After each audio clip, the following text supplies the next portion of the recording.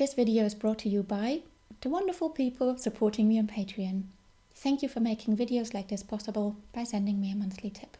Hi, welcome back to this channel. My name is Louie, I go by they them pronouns, and I'm an illustrator.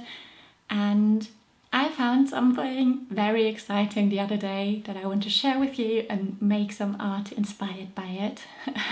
If you've been following my work for a while, you already know that I quite like using flowers and plants in my art. And I recently came across something called Floriography. And Floriography is basically the language of flowers, which originated in the Victorian era. I am by no means an expert on this, so please take everything I say with a grain of salt.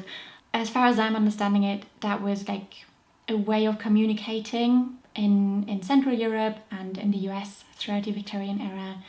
And people used flowers to code messages because it wasn't considered to be okay to openly talk about your feelings. So instead of telling someone, hey, I really like you, you would maybe send them a flower, wear a flower, to send that message and get your feelings across.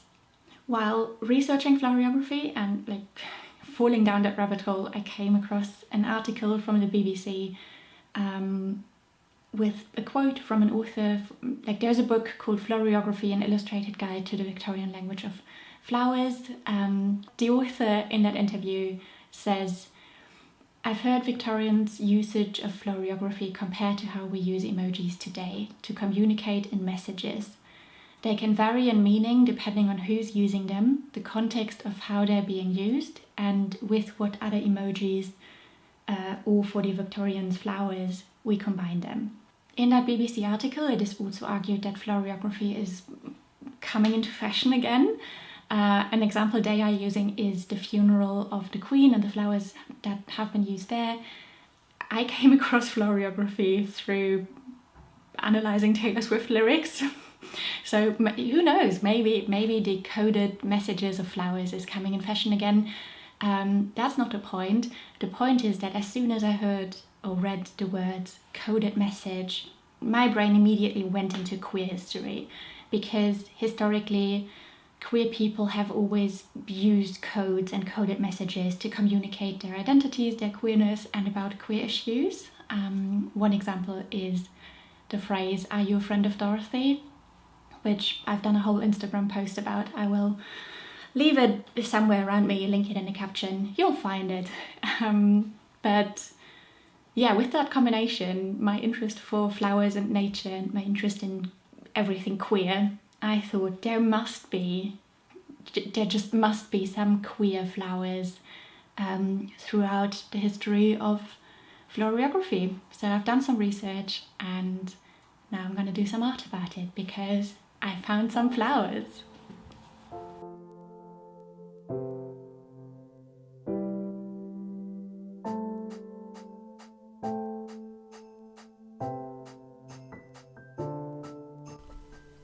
Firstly, there are violets.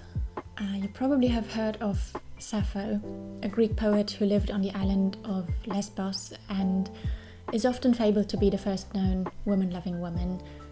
That is an incredibly Eurocentric perspective of history, because we have more history than ancient Greece.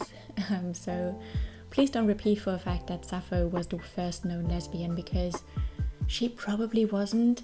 She possibly wasn't. I have no background in history, so I can't tell you more about that. But Sappho is a very well-known Sapphic. I mean, the word Sapphic and you know, it's there. She lived on Lesbos, where the word lesbian then was coined or like connected to. So she does play an important role in lesbian history, and her poetry often included flowers as an expression for lust, for desire, for joy. And she wrote about hyacinths and lavender, and very often about violets. And some people connect the lesbian use of the color purple back to those poems about violets, which I think is beautiful.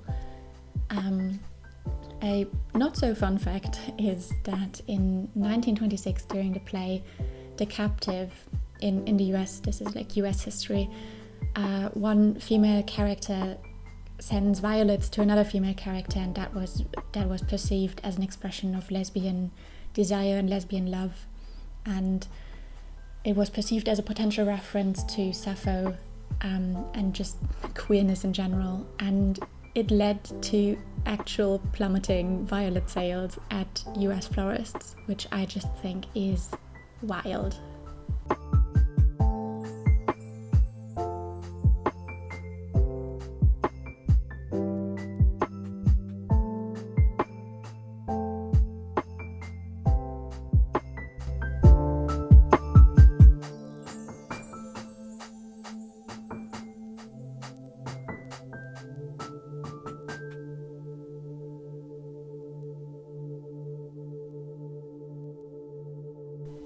Then we have pansies, and the historian George Chauncey coined the term pansy craze, and that refers back to the early 20th century in the US, and there was a time when words like daisy, buttercup, and especially the word pansy were codes for flamboyant gay men, and even though that refers to more negative stereotypes about gay men, it still was at the time supposedly a very like loving or empowering way for many people to describe themselves. So pansy craze is just, in my opinion, a very lovely word for flamboyancy, and pansies can be read as a queer flower.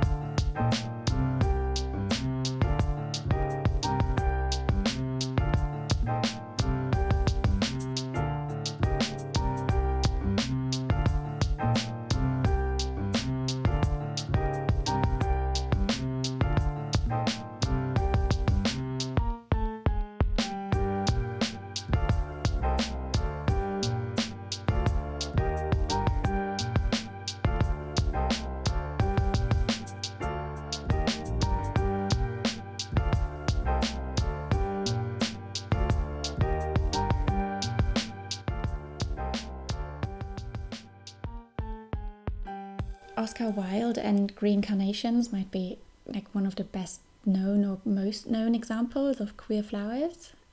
Oscar Wilde, an author, in case you didn't know, started kind of a trend because he instructed a group of his friends to wear green carnations on their lapels to signal queerness among men. That kind of took off.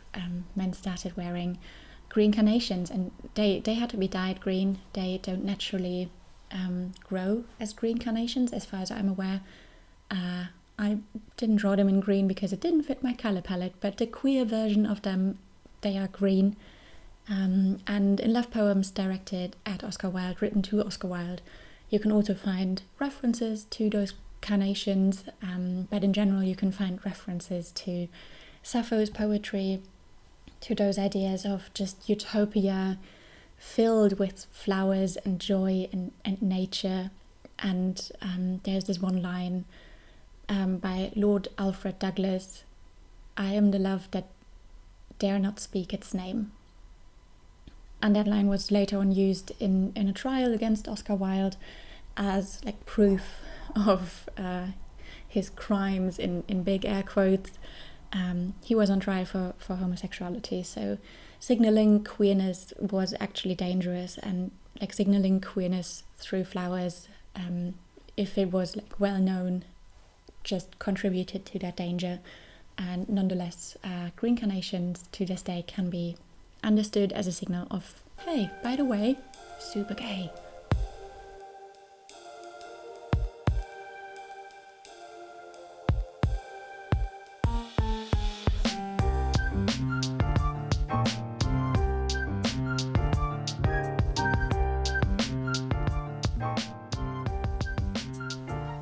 And lastly, we of course have lavender.